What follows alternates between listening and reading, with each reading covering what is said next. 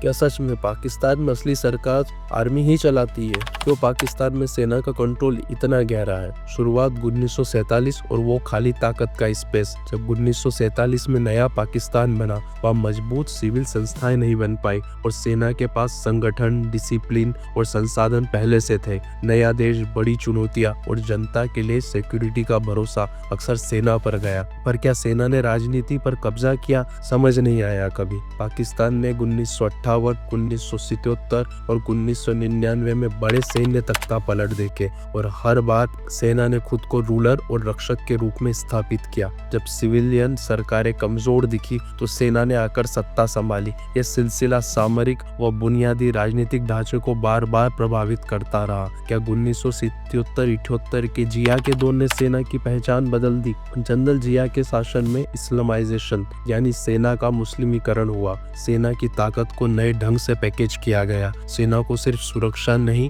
नैतिक रक्षक का भी रोल मिला। कानून, शिक्षा और मीडिया इसी दौर के बदलावों का असर आज भी दिखता है, जो सेना की पोजीशन को सामाजिक और राजनीतिक रूप से मजबूत करता है। यही दौर एक तरह से सेना को नैरेटिव बढ़ाने वाला भी साबित हुआ। तो क्या इसीलिए पॉलिटिक्स पर सेना का असर और गहरा हुआ? क्या पाकिस्तान, ISI और अफगानिस्तान ने सेना को ग्लोबल इम्पैक्ट दिया? ISI यानी इंटर सर्विसेज इंटेलिजेंस की सक्रियता और अफगानिस्तान में उसका रोल, खासकर सोवियत युद्ध और उसके बाद के दौर में सेना को रणनीतिक महत्व और विदेशी कनेक्शन दिए। ISI का नेटवर्क न सिर्फ सुरक्षा मामलों में बल्कि राजनीतिक और पर राजनीतिक कामकाज में भी असर दिखता है। यह गुप्त प्रभाव अक्सर सिविलियन राजनीति को प्रभावित करता है। अमेरिका, अफगान मुद्दा हो और 1980 और 2000 की रणनीतियां, इन सब ने मिलकर पाक सेना की रणनीति वैधता और संसाधन बढ़ाए। क्या इसी वजह से सेना का अंदरूनी और बाहरी दायरा विस्तृत हो गया? क्या पाक आर्मी बिजनेस हाउस भी बन गई है? आज पाक सेना के पास सिर्फ हथियार नहीं, बड़े कॉर्पोरेट और वेलफेयर ट्रस्ट है। फौजी फाउंडेशन, आर्मी वेलफेयर ट्रस्ट जैसे ग्रुप करोड़ों डॉलर के निवेश और संपत्तियां संभालते हैं और हालिया रिपोर्ट्स में इनकी वैल्यू अरबों डॉलर बताई गई। अर्थात सैन्य नेतृत्व आर्थिक रूप से भी मजबूत है, जिसका मतलब यह है कि उसे राजनीतिक दबाव से बचने के और भी साधन मिल जाते हैं। जब आर्थिक पावर मिलती है तो राजनीति में निष्पक्ष नियंत्रण कठिन हो जाता है और सेना की स्वतंत्रता बढ़ती है।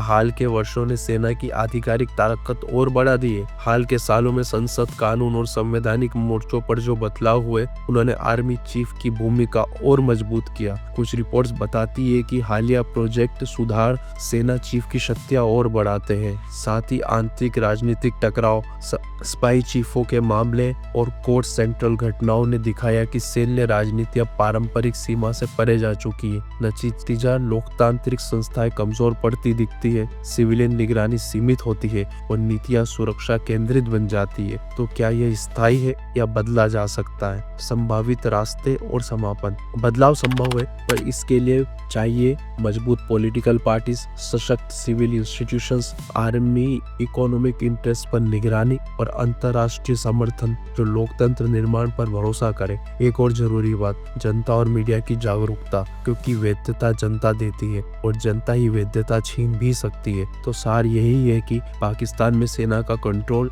एक ही वजह से नहीं, बल्कि इतिहास, geography, economical power, intelligence network और संवैधानिक मोड़ों के मेलजोल से बना हुआ है। आप किस कदम को सबसे ज्यादा महत्वपूर्ण मानते हैं? कमेंट में बताइए और इसी ही जानकारी से अपडेट रहने के लिए चैनल को सब्सक्राइब करें। Thank you. जय हिंद।